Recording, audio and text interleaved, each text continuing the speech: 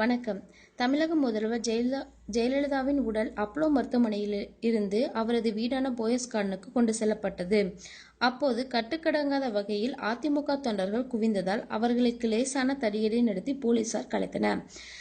கடந்த 2 மாதங்களுக்கு மேலாக தமிழக முதல்வர் ஜெயலலிதா சென்னை அப்போலோ மருத்துவமனையில் இருந்து சிகிச்சை பெற்று வந்தார். நேற்று முன்தினம் அவருக்கு திடீரென மாரடைப்பு ஏற்பட்டது.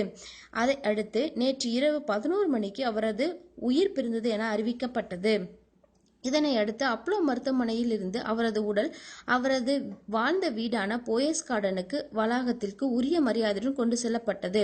அப்போது அப்போலோ வாசலில் இருந்து போயஸ் கார்டன் வரை சாலையின் இரு மடங்கிலும் அதிமுக தொண்டர்கள் கண்ணீர் விட்டு கதறி எழுதபடி தங்கள் தலைவியின் உடல் செல்லும் வாகனத்தை பார்த்து கொண்டிருந்தனர்.